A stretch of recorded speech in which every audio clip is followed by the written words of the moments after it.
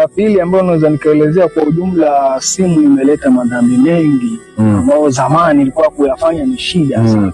Hivi sasa hii ameletwa mikononi mwetu.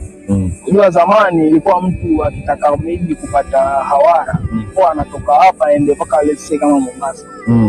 Kwa simu na mambo kwa hawara. Lakini sasa hii simu tu na mitandao ambao hawara yuko kiganjani siku hizi. Unapiga simu tu unafanya. Kwa hiyo hayo pia ni madhara ambayo imeleta. Tunaona kama hizi pornography.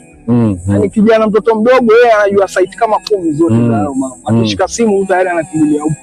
Kwa hiyo hayo pia inakuwa ni mbinu ambazo wamezitumia walete madhara.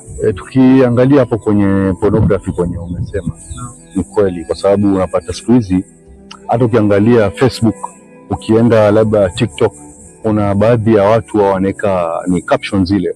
Mtu akwambia afadhali kuchukua sheria mkononi. Sema hivyo wajua chamaanisha nini? Masturbation. Wanachukua sheria mkononi kuliko kuwa mtu ahalalishe, lakini bora tu pleasure anaipata kupitia. Sasa ukumbuke hizo vitu ni addictive, ukifanya mara 3 tu hata ufikiri tayari mwana.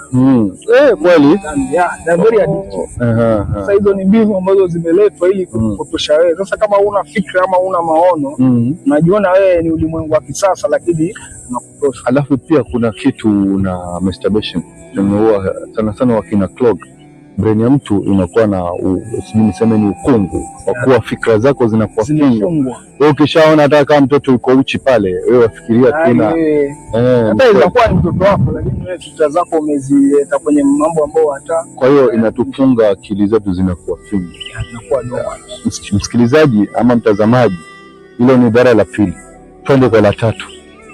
Naam, kuna madhambi ambayo Mwenyezi Mungu ameyakataza na ni makubwa sana na amekaribishwa na simu. Sababu tumeambiwa ameleta hii aya Mwenyezi Mungu akaonya pombe na kamari, khamru wal maisir.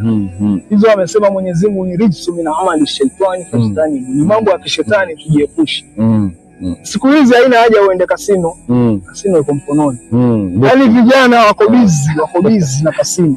Alafu hizi kasino sijui kuspin kubet nini zina encourage madhambi mengine. Utamwona mtu akwambia mimi paka nipate kitu fulani ndio ni spin, kanya nasike ndio ni bet, paka nisijui nipige nini ndio. Sasa unaona dhambi inaitwa dhambi nyingine kwa sababu ya hii simu.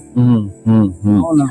So hapa kwenye mambo na hizi betting na hizo sijui ni kasino sijui nini, alhamdulillah nasema kwenye mtego huo saizi umetega wengi, lakini kwangu mimi nitasema nashukuru. Sijui hata betting nasikia tu ameweka kichwa sijui ameweka nini, lakini sifahamu, na sio eti labda pengine nimepewa niko na mali nyingi za kuwa sifikirii.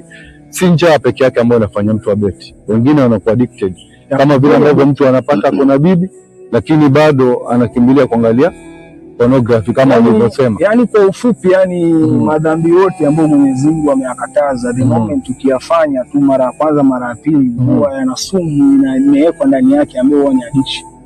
Yani madhambi yote aliyokatazwa huwa yana addiction. Na mimi hapo kwenye mambo na betting naona ni swala lingine sugu sana kulongelea, kwa sababu saa hizi imekuwa hadi paka hizi timu zetu za mpira za humu nasema mitaani imekuwa basi, utaona ni kama ni SportPesa imekuwa hapo. Mtu ana advertise betting, kijana wa Kiislamu na anaingia msikitini na fulana ya betting. Kwa hiyo waweza kuwa labda mtu yafanya kitu lakini ni uchache wa fahamu. Labda tuende kwa swala la tatu.